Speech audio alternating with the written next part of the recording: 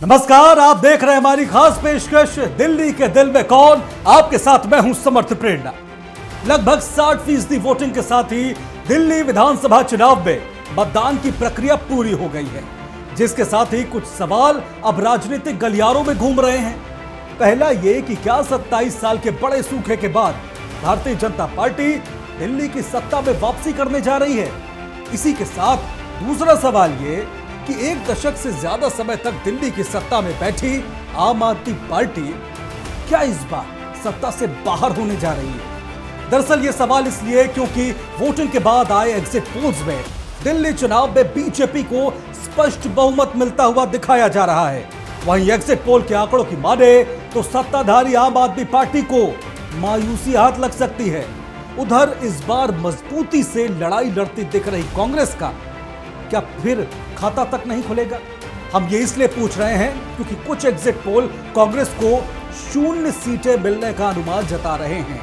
ऐसे में बात चुनावी सर्वे की दुनिया में धाक जमा चुके पीपल्स पल्स ग्रुप के एग्जिट पोल की भी कर लेते हैं। टीवी 24 और पीपल्स पल्स ग्रुप के कोडमोर टेक्नोलॉजी सॉल्यूशंस के सहयोग से किए गए एग्जिट पोल में कई चौंकाने वाले आंकड़े सामने आए हैं। आप भी देखिए इस रिपोर्ट में। टीवी 24 पीपल पल्स के एग्जिट पोल में इस बार बीजेपी सरकार। दिल्ली विधानसभा चुनाव के बीच मतदान की प्रक्रिया भी 5 फरवरी को पूरी हो चुकी है। एक ही चरण में हुए विधानसभा चुनाव के परिणाम 8 फरवरी को सामने आएंगे, लेकिन उससे पहले मतदान से ठीक बाद आए एग्जिट पोल्स में आम आदमी पार्टी के लिए बड़ा झटका दिखाया गया है। अगर ये एग्जिट पोल्स 8 तारीख को परिणाम में तब्दील होते हैं तो 27 सालों का सूखा समाप्त करते हुए बीजेपी सत्ता में जोरदार वापसी करती हुई नजर आ रही है। टीवी 24 ने पीपल पल्स और कैडमो टेक्नोलॉजी सॉल्यूशंस के साथ किए गए एग्जिट पोल्स में बीजेपी को 51 से 60 सीटें मिलने का अनुमान लगाया गया है। वहीं आम आदमी पार्टी करारी शिकस्त के साथ 10 से 19 सीटों पर सिमटते दिखाई दे रही है। सीटों के लिहाज से अगर बात करें तो हमारे एग्जिट पोल्स में आम आदमी पार्टी को 10 से 19 सीटें, बीजेपी को 51 से 60 सीटें, कांग्रेस 0 और अदर्स 0 दिखाई जा रही हैं। मतदान परसेंट में दिखा बड़ा उलटफेर। वहीं इस विधानसभा चुनाव में अगर मतदान प्रतिशत की बात की जाए तो यहां भी आम आदमी पार्टी के लिए बहुत बड़ा नुकसान लगता दिखाई दे रहा है।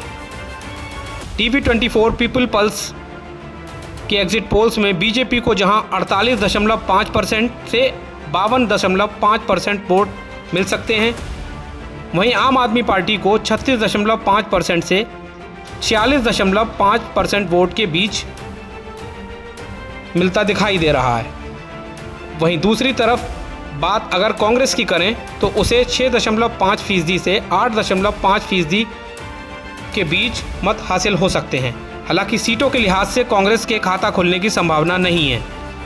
वहीं हमारे एग्जिट पोल्स में अगर वोटिंग परसेंटेज की बात की जाए तो आम आदमी पार्टी को 36.5% से 40.5% वोट, वहीं बीजेपी को 48.5% वोट से 52.5% वोट, कांग्रेस को 6.5% वोट से 8.5% वोट और अदर्स को 3.1 से 5.1% वोट मिलने का अनुमान लगाया गया है। महिलाओं की पसंद आप तो पुरुषों ने दिया बीजेपी का साथ। मतदान प्रतिशत में आम आदमी पार्टी के लिए संतोष करने वाली बात यह है कि महिला मतदाताओं के बीच वो बीजेपी से 8.3% की बढ़त लेती दिखाई दे रही है। जहां बीजेपी को महिलाओं के 41.9% मत मिलते दिखाई दे रहे हैं, तो वहीं आम आदमी पार्टी 50.20% मत हासिल करती दिखाई दे रही है। हालांकि पुरुषों के मतदान में आधे से अधिक यानी 53% मत बीजेपी को पसंद करते हैं और आप 35% की भारी गिरावट के साथ दिखाई दे रही है। दरअसल बीजेपी ने सभी एज ग्रुप के मतदाताओं के बीच खास पकड़ बनाई है। वहीं इस चुनाव में अगर बात की जाए पुरुष और महिला मतदाताओं की, तो उनका मतदान प्रतिशत के लिए भी हमने एग्जिट पोल किया, जिसमें आम आदमी पार्टी को पुरुष मतदाताओं का 35.5% वोट, बीजेपी को 53% वोट, वहीं कांग्रेस को 7.10% वोट और अदर्स को 4.30% वोट मिलता दिखाई दे रहा है। वहीं अगर महिला मतदाताओं की बात की जाए तो आम आदमी पार्टी को 50.2% वोट, बीजेपी को 41.90% वोट, कांग्रेस को 6.10% वोट और अदर्स को 1.90% वोट मिलता दिखाई दे रहा है। मुस्लिम और दलित आपके साथ। इसके साथ ही हमारे एग्जिट पोल्स में धार्मिक और जातिगत मतदान फीसदी की बात की जाए, आम आदमी पार्टी को 70.5% मुसलमानों का बड़ा समर्थन होने जा रहा है। साथ ही सिख समुदाय का भी 54.2% वोट आपको मिलता दिखाई दे रहा है। वहीं जाति समूहों में ब्राह्मण, राजपूत, जाट, बनिया और यहाँ तक कि अग्रवाल की बीजेपी ही पहली पसंद है। वहीं आपका समर्थन करने वाली जातियों में जाटव, चमार और वाल्मीकि समाज शामिल है। वहीं अगर बात की जाए धार्मिक और जातिगत मतदान प्रतिशत की, तो उसके तहत हिंदू कम्युनिटी के आम आदमी पार्टी को 32.1% वोट मिलते दिखाई दे रहे हैं, बीजेपी को 59.1% वोट, कांग्रेस को 5.2, अदर्स को 3.6 वोट मिलता दिख रहा है। वहीं अगर मुस्लिम कम्युनिटी की बात की जाए तो मुस्लिम कम्युनिटी में आम आदमी पार्टी को बड़ा मैंडेट देता दिखाई दे रहा है। मुस्लिम मतदाताओं के आम आदमी पार्टी को 70.5% वोट, बीजेपी को 6.8, कांग्रेस को 19.0 और अदर्स को 3.6% वोट मिलता दिखाई दे रहा है। वहीं बात अगर सिख कम्युनिटी की करें तो सिख समुदाय का आम आदमी पार्टी को 54.2% वोट, बीजेपी को 36.3% वोट, कांग्रेस को 6.2, वहीं अदर्स को 3.4। इसके अलावा अदर रिलीजन की अगर बात करें, जो अन्य धर्म के लोग होते हैं, उनकी बात अगर की जाए तो आम आदमी पार्टी को 26.6, बीजेपी को 57.3, कांग्रेस को 5.9 और अदर्स को 10.2% वोट मिलता दिख रहा है। वहीं अगर जातिगत वोटों की बात की जाए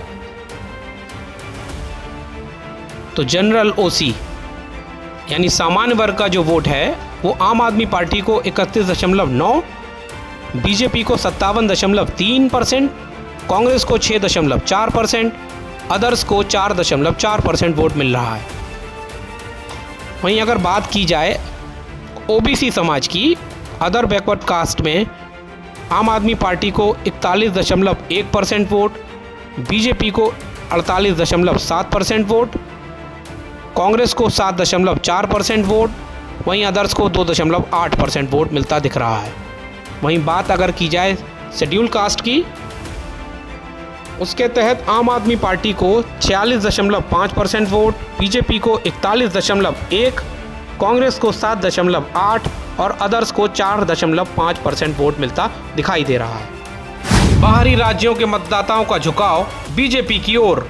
इसी तरह अगर अलग अलग क्षेत्रों का प्रतिनिधित्व करने वाले मतदाताओं की पसंद को देखा जाए तो आप केवल पंजाबियों और दक्षिण भारतीयों के बीच ही थोड़ी आगे दिखाई दे रही है।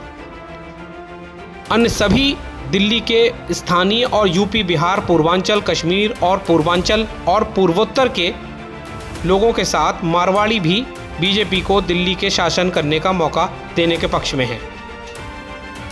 वहीं अगर बात की जाए बाहरी राज्यों के मतदाताओं की जो दिल्ली में रहते हैं, उनका झुकाव बीजेपी की ओर दिखाई दिया है।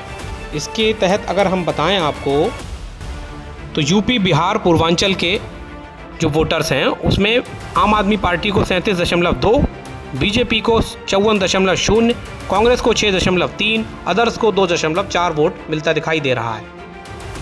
वहीं अगर दिल्ली लोकल की बात की जाए तो आम आदमी पार्टी को 39%, बीजेपी को 47.6%, कांग्रेस को 7.8%, अदर्स को 5.6% वोट मिलता दिखाई दे रहा है।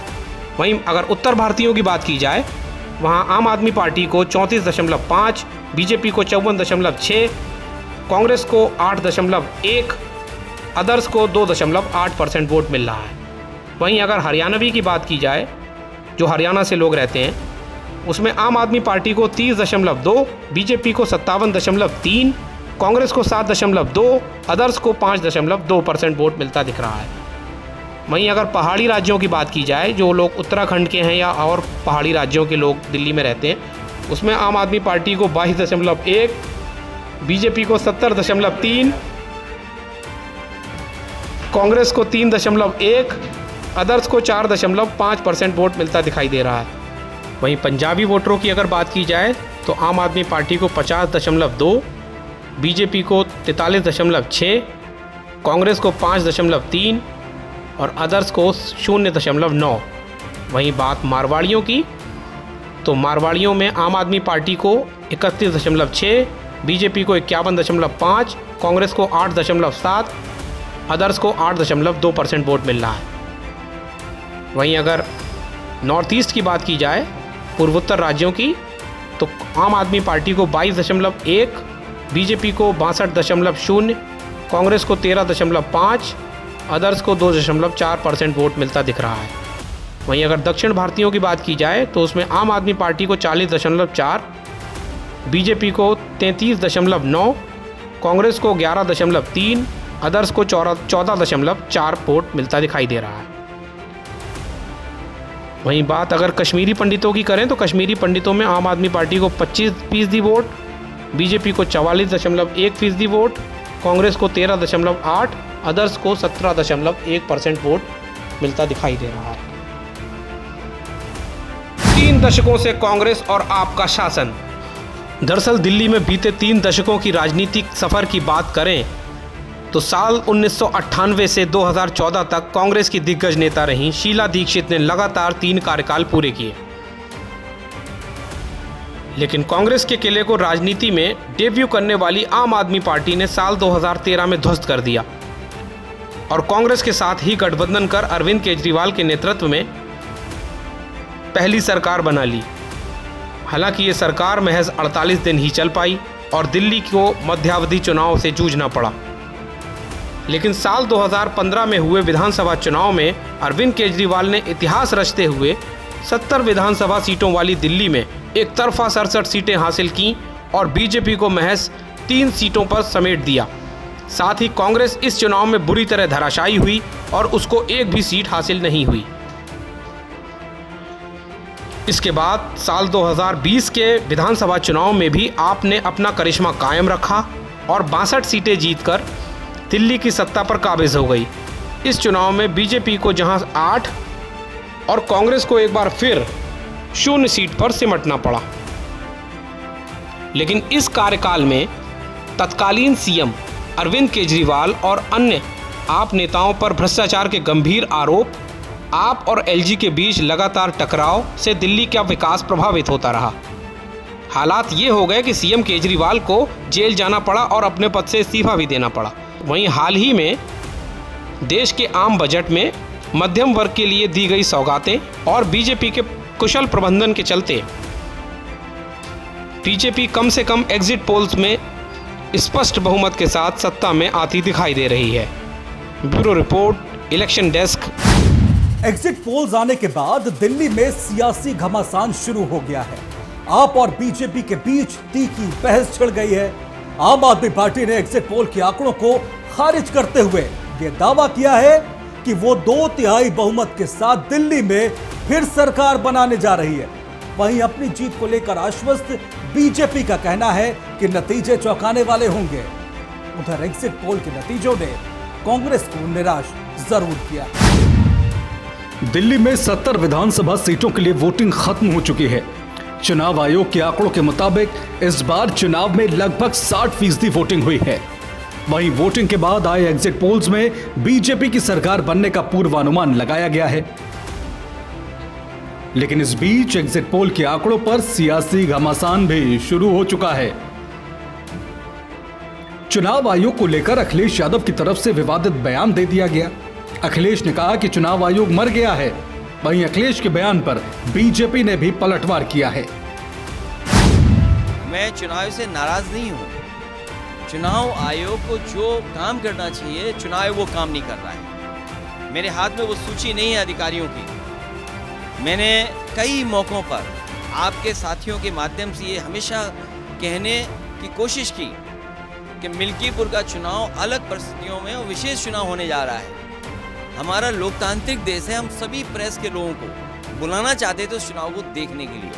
न केवल अपने भारत के प्रेस के लोगों को बुला रहा था मैं, बल्कि अंतर्राष्ट्रीय प्रेस को भी मैं बुलाना चाहता था कि कम से कम हमारे लोकतंत्र में किस तरीके से मतदान होता है वो देखें और समझे आकर के। मुझे तो ऐसा लगता है मैं सीधा पार्लियामेंट आ गया हूँ। अगर मेरे पे कहीं सफ़ेद कपड़ा मिल गया होता तो क्योंकि इलेक्शन कमीशन मर गया, मैं सफ़ेद कपड़ा उन पर पहना देता। देखिए, अखिलेश यादव जी ने सदन में प्रवेश करने से पहले कहा कि चुनाव आयोग की मृत्यु हो गई है और उन्हें सफ़ेद कपड़ा देना पड़ेगा, अर्थात कफन देना पड़ेगा। और जब सदन आरंभ हुआ उस समय सफ़ेद कपड़ा समाजवादी पार्टियों ने स्पीकर के सामने प्रस्तुत किया और उसे दिया। आप सोच के देखिए, चुनाव आयोग एक संवैधानिक संस्थान होती है, one of the highest constitutional bodies है। उसके लिए इस प्रकार के शब्दों का प्रयोग करना कि उनकी मृत्यु हो गई है, उनकी मृत्यु की कामना करना और उसके लिए कफन देना, यह समाजवादी पार्टी और कई विपक्षी दल जो है उनकी मानसिकता को दर्शाता है। एग्जिट पोल को देख के डर जाना स्वाभाविक है। एग्जिट पोल आपके पक्ष में नहीं आ रहा है। एग्जिट पोल कोई ईवीएम के माध्यम से नहीं होता है। एग्जिट पोल सर्वेयर्स के माध्यम से होता है। अगर सर्वेयर्स ने कोई रिपोर्ट दिया है, आप चर्चा करिए, आप बहस करिए। ये कहना कि चुनाव आयोग मर गया है और उनको हम कफन पहनाएंगे, और वह भी इतिहास में पहली बार कफन लेकर आप पार्लियामेंट में प्रस्तुत करें, ये कहीं न कहीं लोकतंत्र के विचारधारा के विरोध में है और अखिलेश यादव जी को इसके लिए क्षमा याचना करनी चाहिए।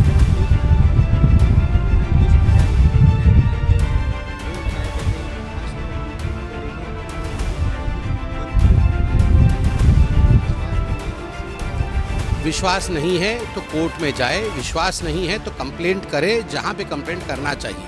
विश्वास नहीं है तो उसका अर्थ ये नहीं है कि किसी को मृत घोषित कर दिया जाए और कफन प्रस्तुत किया जाए। एग्जिट पोल के अनुमानों को सत्ताधारी आम आदमी पार्टी ने खारिज कर दिया है। आप नेता और कैबिनेट मंत्री सौरभ भारद्वाज ने कहा कि हमने ये दिल्ली का चौथा चुनाव लड़ा है।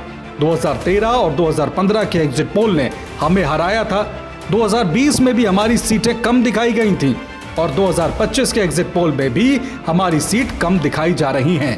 एक बड़े बहुमत से आम आदमी पार्टी की सरकार बनने वाली है और ये सभी एग्जिट पोल गलत साबित होंगे।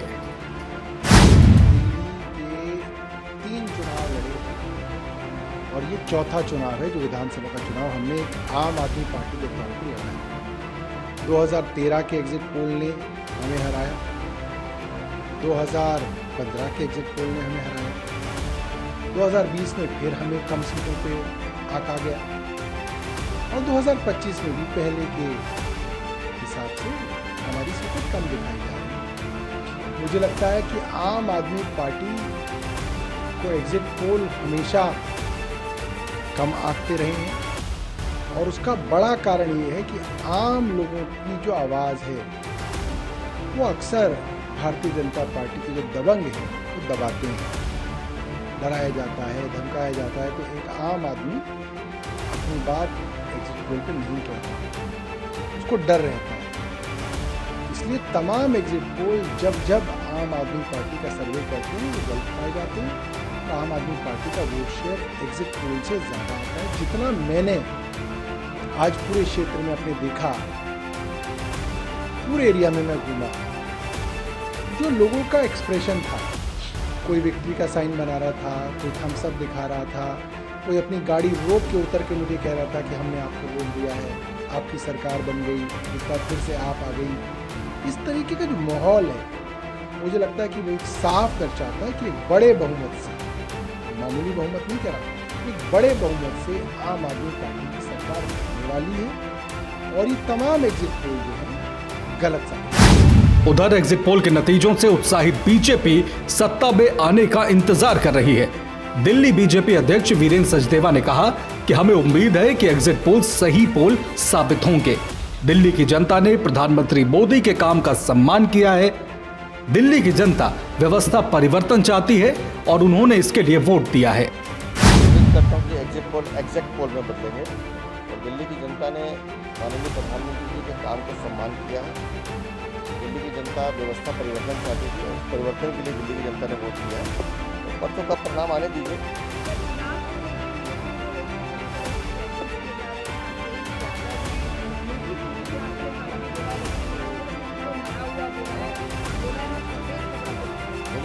टिप्पणी गैर जरूरी है। संवैधानिक संस्थाओं पर इस तरह की टिप्पणी वो लोग करते हैं जिनका लोकतंत्र में विश्वास खत्म हो गया। अगर लोकतंत्र में विश्वास खत्म हो गया तो अखिलेश यादव को सफेद कपड़ा देने से पहले खुद स्वयं अपने पद से इस्तीफा देना चाहिए। लगता है शायद सामान्य जितना वोट पड़ता था पहले असेंबली में उससे ज़्यादा पड़ा। जैसे हमारी नई दिल्ली में 52-55% पड़ता था तो 60 के करीब आया, 57-58 के करीब आया। ठीक है, अब क्या कारण है क्या नहीं है कि लोग ज़्यादा नहीं निकले मैं नहीं कह सकता हूँ, लेकिन जो पोल पड़ा है पड़ा।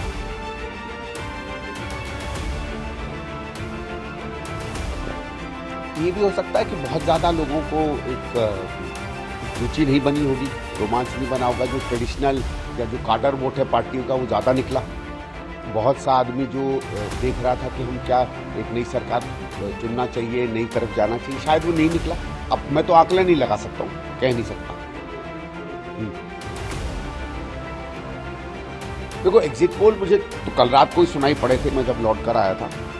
अगर आप एग्जिट पोल्स ही माने तो ठीक है, उनकी सरकार बन रही है, लेकिन मेरा ये फीलिंग है कि एग्जिट पोल जो है शायद आप आदमी पार्टी को उतना नहीं आंकड़े, ज़्यादा कमज़ोर आंकड़े। मुझे नहीं लगता इतना ख़राब उनकी स्थिति रहेगी अगर जिस तरीके का ट्रेंड ये बताया जा रहा है।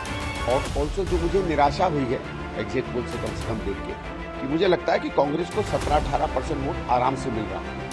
और लोगों में जो रुझान था, क्या हम वो वोट नहीं ले पाए या उसको लेने में कमजोरी रह गई, ये हमें देखना चाहिए।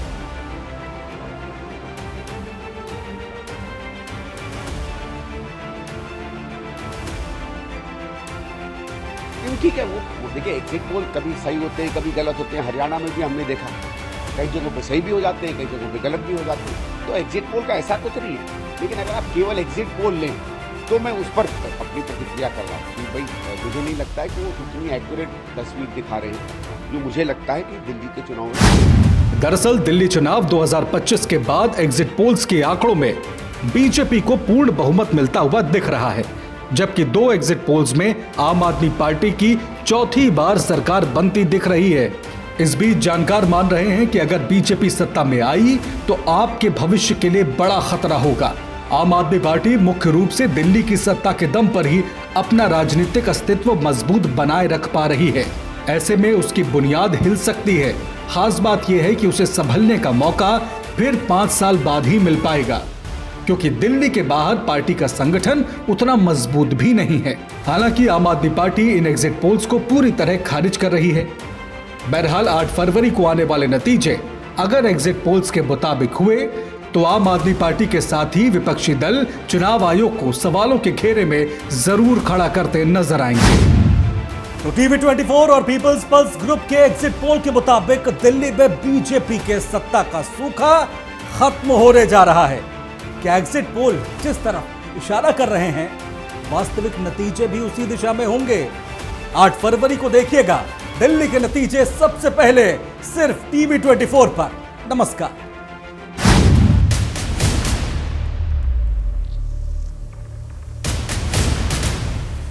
दिग्गजों की जंग में आर पार की लड़ाई। भाजपा सरकार में दिल्ली में जनहित की कोई योजना बंद तो नहीं होगी, लेकिन उसमें जो बेईमानों का ठेका है ना, उनको बाहर निकाला जाएगा। मुद्दों का शोर, चुनावी राजनीति गहराई।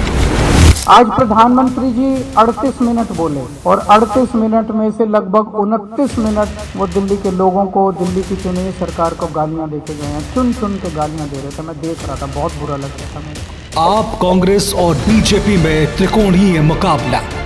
नेताजी को भांपने दिल्ली का वोटर चला। चुनावी संघर्ष के बदलते रंग, दिल्ली का मतदाता किसके संग?